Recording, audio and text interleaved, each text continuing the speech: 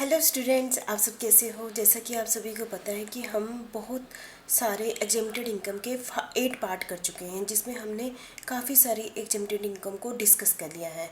तो आगे उसी बात को कंटिन्यू करते हुए आज मैं फिर आपके साथ एग्जेम्प्टेड इनकम आपके साथ डिस्कस करूंगी। तो आज मैं सबसे पहले आपके साथ डिस्कस करूंगी डिजास्टर। जैसे कि आप सभी को पता है डिजास्टर क्या होता है, इस वीडियो में मैं आपके साथ 3 पॉइंट डिस्कस करूँगी। तो सबसे पहले हमारा पॉइंट है amount received as रीइंरिचमेंट compensation.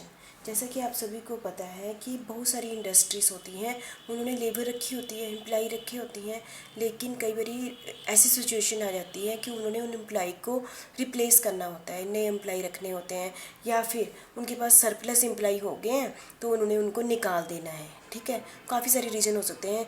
Discharge surplus labour, मतलब ज़्यादा हो गए तो निकालना है, या उनको निकाल के न्यू लेबर रखने हैं ताकि नई टेक्नोलॉजी के रखने हैं। तो किसी भी रीज़न के कारण तो उन लेबर को क्या करते हैं, निकाल देते हैं। तो according to industry dispute act, ठीक है, उनके अकॉर्डिंग क्या कहते हैं कि उनका तो कोई कसूर ही नहीं था, उनको क्यों पनिशमेंट दी जा रही है कि उनको इंडस्ट्री से निकाला जा रहा है। तो इसी बात को ध्यान में रखते हुए ये डिसाइड किया गया इंडस्ट्री डिस्प्यूट एक्ट के अकॉर्डिंग कि उनको कंपनसेशन दिया जाएगा। The provision of Section 10, subsection 10B of the Income Tax Act provide that any amount received by a workman as compensation under Industrial Dispute Act 1947। इनको कौन से एक्ट के under पैसे मिलते हैं? Industrial dispute act 1947। और या अदर कोई नोटिफिकेशन हुई है उसके अकॉर्डिंग यदि अमाउंट मिलता है तो वो क्या माना जाएगा, मतलब कि कंपनसेशन मानी जाएगी। तो जो मैं अभी आप पॉइंट 3 बोलूँगी उनमें से जो सबसे कम होगा वो टैक्स से क्या होगा, एग्जम्प्ट होगा। सबसे पहला पॉइंट है, जैसे आप स्क्रीन में देख रहे हैं, actual amount received as compensation by employ. ठीक है, जो भी एक्चुअल में उनको मिला है। दूसरा है 5 लाख रुपया, और तीसरा है amount calculated in accordance with the provision of section 25FB of the industry dispute act 1947 के अकॉर्डिंग जो भी अमाउंट कैलकुलेट किया गया है 5 लाख रुपया, और अमाउंट एक्चुअल में उनको रिसीव है, तीनों में जो भी कम होगा उनको वो क्या होगा, उनको टैक्स एग्जम्प्ट माना जाएगा। तो मैं फिर से एक बार रिपीट कर दूँगी कि जब भी किसी एम्प्लॉय को विदाउट किसी रीजन से उसको निकाला जाता है सरप्लस होने के कारण या फिर नई लेबर उसके कारण, तो उनका कोई कसूर नहीं होता है, तो उसको कंपनसेट करने के लिए इंडस्ट्री डिस्प्यूट एक्ट 1947 के अकॉर्डिंग उनको कंपनसेशन मिलती है। उस कंपनसेशन को वो टैक्स कितना देना है, ये पार्शली है अकॉर्डिंग टू सेक्शन 10(10)B के अकॉर्डिंग। तो ये वाली रिबेट उनको दी जाएगी। मुझे लगता है आप समझ गए होंगे, तो अब हम नेक्स्ट कर लेते हैं। Amount received as compensation by victim of Bhopal gas leak disaster.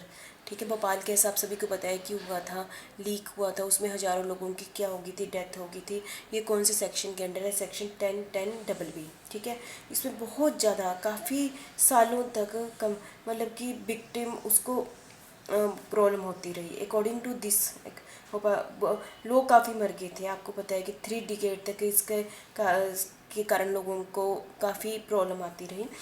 According to this Supreme Court of India, ठीक है, सुप्रीम कोर्ट के अकॉर्डिंग उनको कंपनसेशन दी जाती है to the victim of Bhopal gas leakage tragedy would be paid compensation in accordance with the provision Bhopal gas leak disaster act 1985 में इसका एक एक्ट ही बना दिया गया। जैसे ऐसे नहीं एक्ट अलग से बना दिया गया, उसके अकॉर्डिंग उनको क्या मिलती है, कंपनसेशन मिलती है। ठीक है, तो इस में सबसे बड़ी बात है इस डिजास्टर के अकॉर्डिंग जो भी कंपनसेशन मिलती है वो टोटली क्या होगी, टैक्स फ्री होगी। ये आपने अच्छे से ध्यान रखना है। दूसरा ये है कि फर्दर उनको कोई भी कंपनसेशन मिलती है एसएससी को with regard to any expenditure incurred by him, उसने कोई भी एक्सपेंडिचर किए हैं उसके अकॉर्डिंग उसको कंपनसेशन मिलती है। सेम पाँच allowed to assessee as deduction from taxable income in any of the earlier year shall not be allowed as exempted from tax. तो आप सारे समझ गए होंगे। यदि ऐसा नहीं है कि उसको हर टाइप की कंपनसेशन के लिए मिल जाएगा, उसको और कोई उसने खर्चे किए हैं उसके बेस पर उसको एक्सपेंडिचर मिलते हैं, वो नहीं टैक्स फ्री होंगे। सिर्फ भोपाल गैस ट्रेजेडी के लिए जो भी उनको मिला है, कंपनसेशन मिली है, वो फुली क्या होगी, टैक्स फ्री होगी। ठीक है। नेक्स्ट है हमारा आ जाता है amount received as compensation on account of any other disaster. बहुत और टाइप की भी बड़ी सारी डिजास्टर होती हैं अकॉर्डिंग टू सेक्शन 10(10)(b)(c) के अकॉर्डिंग। ठीक है। बहुत सारी डिजास्टर हैं, ऐसी डिजास्टर जो नेचुरल हो गई है या फिर मैन मेड के द्वारा बनाई गई है, और इससे लाइफ की लॉस हो गया है, या ह्यूमन सफरिंग हो गई है, या डैमेजेस हो गई है, डिस्ट्रक्शन ऑफ प्रॉपर्टी हो गई है। ठीक है। और डैमेज टू इन्वायरमेंट हो गया है, तो ये सारी इस कैपेसिटी के अंडर आते हैं। और ये एक्ट प्रोवाइड करता है कि कोई भी अमाउंट इंडिविजुअल को या उसकी लीगल हायर को गवर्नमेंट की, सेंट्रल गवर्नमेंट की तरफ से, स्टेट गवर्नमेंट की तरफ से, लोकल अथॉरिटी की से कोई भी कंपनसेशन मिलती है, वो क्या होगा, टैक्स फ्री माना जाएगा। तो मुझे लगता है कि आप समझ गए होंगे। ठीक है। तो ये वाली 19 पॉइंट में भी सारी टैक्स फ्री है, और 18 पॉइंट में भोपाल गैस भी पूरा क्या है, टैक्स फ्री है। और जो 13 हमने पढ़ा रिट्रीचमेंट कंपनसेशन जो मिली है, उसको निकालने पर जो भी मिलती है वो एक लिमिट है, वो पार्शली एग्जेम्प्टेड है। एक्चुअली में कितना अमाउंट रिसीव हो गया, 5 लाख, और according to industry dispute act जो अमाउंट है उनमें से जो कम होगी उतनी टैक्स से रिबेट मिलेगी। तो मुझे लगता है डिजास्टर से रिलेटेड यहाँ पर 3 ही पॉइंट थे।